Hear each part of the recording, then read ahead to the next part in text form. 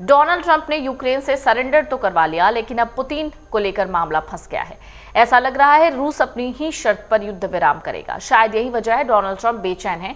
Trump ने कहा है कि उनके विशेष दूत रूस जा रहे हैं, जहां 30 दिनों के सीज फायर पर चर्चा होगी।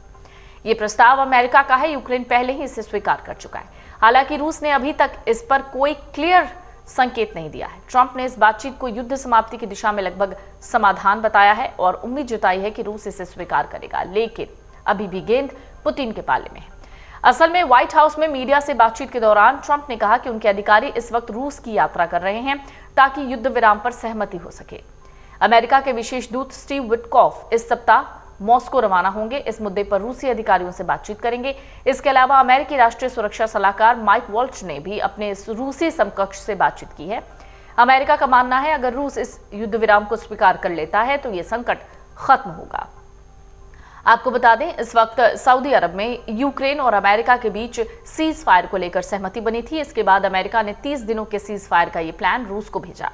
इस पर पुतिन के ढीले रवैये को देखते हुए राष्ट्रपति डोनाल्ड ट्रंप ने उन्हें 2 टूक वार्निंग दी।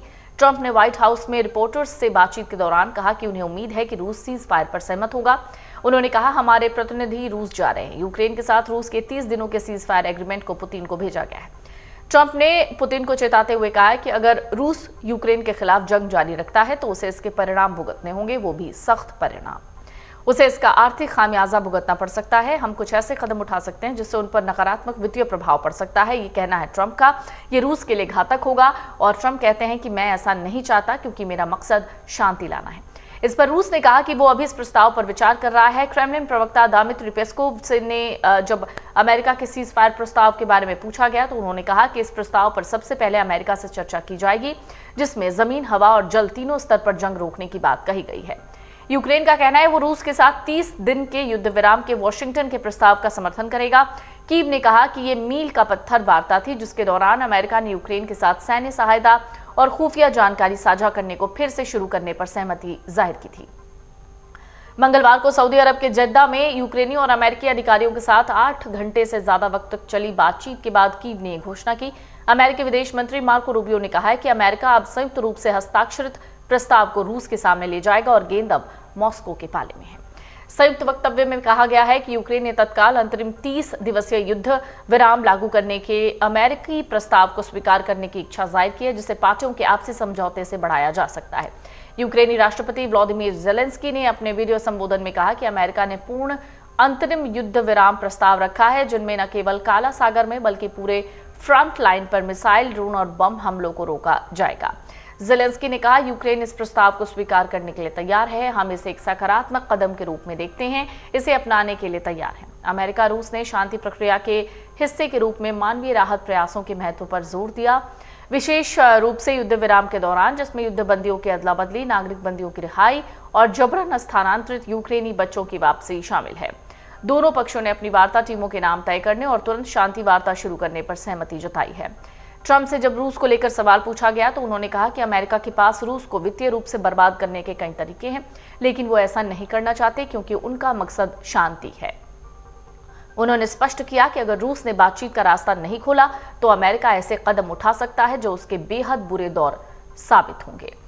अब सबकी निगाहें इस बात पर हैं कि क्या रूस इस प्रस्ताव को मानेगा। अमेरिकी अधिकारियों ने कहा है कि वो इस समझौते को लेकर मॉस्को जाएंगे और ट्रंप के राष्ट्रीय सुरक्षा सलाहकार माइक वॉल्च आने वाले दिनों में अपने रूसी समकक्ष से मिलने वाले हैं। ट्रंप के विशेष दूत स्टीव विटकॉफ इस सप्ताह पुतिन से मिलने के लिए मॉस्को जाने की योजना बना रहे हैं। ट्रंप ने कहा है कि वो इस हफ्ते पुतिन से बात कर सकते हैं। उन्हें उम्मीद है कि आने वाले दिनों में एक स्थायी युद्ध विराम पर बातचीत की जाएगी। रूसी विदेश मंत्रालय ने मंगलवार को यूएस यूक्रेन वार्ता के बाद कहा कि उसने अमेरिकी प्रतिनिधियों के साथ संपर्क की संभावना से इनकार नहीं किया है। पुतिन इस प्रस्ताव पर क्या फैसला लेंगे ये कहना मुश्किल है।